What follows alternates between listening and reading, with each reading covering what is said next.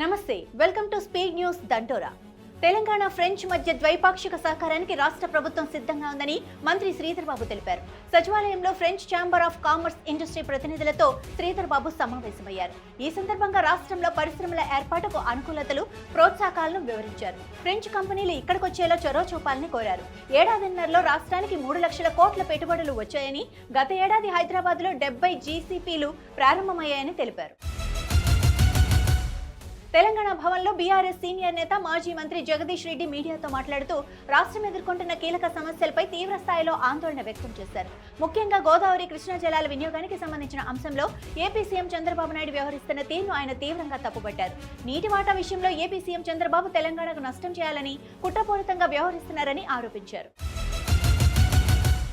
రాష్ట్ర ప్రభుత్వం విజయోత్సవాలు నిర్వహించడం కాదని రైతులకు క్షమాపణ చెప్పాలని మాజీ మంత్రి హరీష్ రావు డిమాండ్ చేశారు. స్థానిక సంస్థల ఎన్నికల ముందు రైతు భరోసా పేరిట ఆడుతున్న డ్రామాలాపి 19 నెలల కాలంలో రైతన్నను అరిగోస పెట్టినందుకు కాంగ్రెస్ ప్రభుత్వం క్షమాపణలు చెప్పాలన్నారు.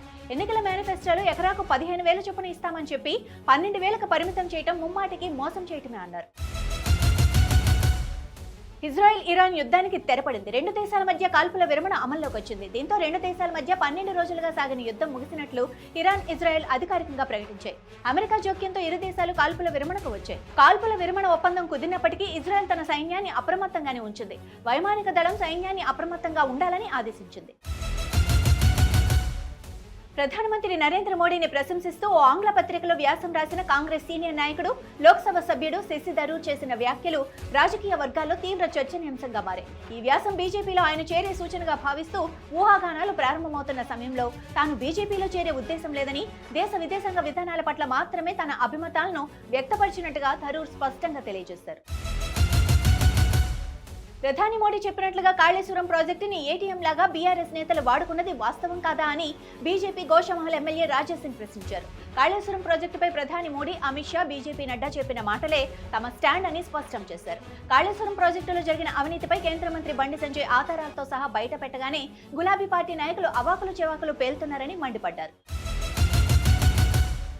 మహారాష్ట్ర, కర్ణాటక సహా ఎగువ పరివాహక ప్రాంతాల్లో కురుస్తున్న భారీ వర్షాల వల్ల కృష్ణానది జలకళను సంతరించుకుంది. వరద నీటితో పోటెత్తుతూ ఉండగా భారీగా వరద నీరు వచ్చి చేరుతోంది. ఫలితంగా జోగులాంబ, గద్వాల జిల్లాలోని జూరాల ప్రాజెక్టు నిండుకుండలా మారింది.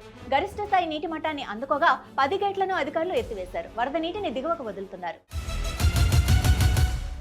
విజయవాడ పార్లమెంటు పరిధిలో సుపరిపాలనలో తొలి అడుగు కింద ఏడాదిలో పలు అభివృద్ధి పనులు చేపట్టామని ఎంపీ కేశినేని శివనాథ్ తెలిపారు. రైల్వే స్టేషన్లో ఆధునీకరించడంతో పాటు రహదారులను అభివృద్ధి చేస్తామన్నారు. విజయవాడ ఆటోనగర్ రూపురేఖలు మార్చి లారీల ప్రవేశ అనుమతులు సులభతరం చేస్తామని తెలిపారు.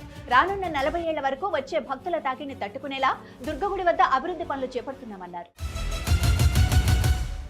రెండోసారి పహల్గాం పర్యటనకు వెళ్లిన జమ్మూ కాశ్మీర్ సీఎం ఒమర్ అబ్దుల్లా పర్యాటకులతో రద్దీగా ఉన్న ఫోటోలను షేర్ చేస్తూ ఉగ్రదాడి తర్వాత పహల్గాం ఇప్పుడిప్పుడే కోలుకుంటోందని, పర్యాటకుల సందడి మళ్లీ పెరిగిందని, పర్యాటక పునరుజ్జీవనం కోసం చేస్తున్న ప్రయత్నాలు నెమ్మదిగా ఫలిస్తున్నాయని, దేశంలోని వివిధ ప్రాంతాల నుంచి వచ్చిన పర్యాటకులు చల్లని వాతావరణాన్ని ఆస్వాదిస్తున్నారని చెప్పారు. అల్లూరి సీతారామరాజు జిల్లా దేవీపట్నం మండలం కొండమదులు పంచాయతీలోని గ్రామాల్లోని పోలవరం నిర్వాసితులు తమ సమస్యలు పరిష్కరించాలని కోరుతూ ఏజెన్సీ గిరిజన సంఘం, రైతు కూలీ సంఘం ఆధ్వర్యంలో నిరసన దీక్షలు కొనసాగుతున్నాయి. 2వ రోజు రంపచోడవరం ఐటీడీఏ కార్యాలయం ఎదుట నిరసన దీక్ష చేపట్టారు. రాష్ట్ర ప్రభుత్వం తమతో 2017 సంవత్సరంలో కుదుర్చుకున్న ఓఎంయూ ప్రకారం తమ సమస్యలను పరిష్కరించాలని డిమాండ్ చేస్తున్నారు. ఉత్తరప్రదేశ్ బబీనా నియోజకవర్గ బీజేపీ ఎమ్మెల్యే రాజీవ్ సింగ్ పరీచా తీవ్ర విమర్శలు ఎదుర్కొంటున్నారు. ఆయన ప్రయాణిస్తున్న వందే భారత్ ఎక్స్ప్రెస్ రైల్లో ఓ ప్రయాణికుడిపై జరిగిన దాడి వీడియో వైరల్ కావడంతో వివాదం చెలరేగింది. ఈ ఘటన పార్టీ అత్యంత తీవ్రంగా తీసుకుని ఎమ్మెల్యేకు షోకాజ్ నోటీసులు జారీ చేసింది. రైల్లో ఒక సీటు మార్పు విషయంలో ఇతర ప్రయాణికుని ఆయన అనుచరులు బెదిరించి దాడికి దిగగా ఈ వీడియో బయటకు రావడంతో ఈ ఘటనపై దేశవ్యాప్తంగా ఆగ్రహావేశాలు వెల్లువెత్తాయి. సికింద్రాబాద్ ఉజ్జయిని మహంకాళి ఆలయంలో మంత్రివర్గం ప్రత్యేక సమీక్ష సమావేశం జరిగింది. జూలై 26 నుంచి ప్రారంభం కానున్న బోనాల పండుగను పురస్కరించుకొని రాష్ట్ర వ్యాప్తంగా జరిగే ఉత్సవాలకు సంబంధించి అన్ని విభాగాలతో రాష్ట్ర మంత్రి పొన్నం ప్రభాకర్ సమీక్ష నిర్వహించారు. ఆషాఢమాసం బోనాల పండుగను అన్ని రాజకీయాలకు అతీతంగా అన్ని శాఖల సమన్వయంతో గొప్పగా నిర్వహించాలని, ప్రజలకు ఎలాంటి అసౌకర్యం కలగకుండా, అశాంతి లేకుండా పండుగ జరపాలని అధికారులను ఆదేశించారు. భారత్ ఇంగ్లాండ్ జరుగుతున్న తొలి టెస్ట్ మ్యాచ్ ఆసక్తికరంగా మారింది. భారత్ జట్టు ఇంగ్లాండ్ ముందు 371 పరుగుల లక్ష్యాన్ని నిర్దేశించింది. రెండో ఇన్నింగ్స్ లో 4వ రోజు ఆట ముగిసే సమయానికి ఇంగ్లాండ్ వికెట్ నష్టపోకుండా 21 పరుగులు చేసింది. ఇంగ్లాండ్ గెలవాలంటే ఆఖరి రోజు మరో 350 పరుగులు చేయాల్సి ఉండగా భారత్ 10 వికెట్లు తీస్తే గెలుస్తుంది. కాగా ఈ మ్యాచ్ లో ఖచ్చితంగా ఫలితం వస్తుందని, డ్రా అయ్యే ఛాన్సులు చాలా తక్కువగా ఉన్నాయని టీమిండియా సీనియర్ ఆటగాడు కేఎల్ రాహుల్ తెలిపాడు.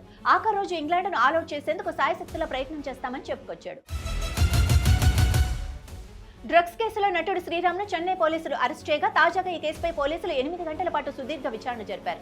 అనంతరం చెన్నై కోర్టులో హాజరుపరచగా కేసును విచారించిన న్యాయస్థానం అతడికి 14 రోజుల జ్యుడిషియల్ కస్టడీ విధించింది.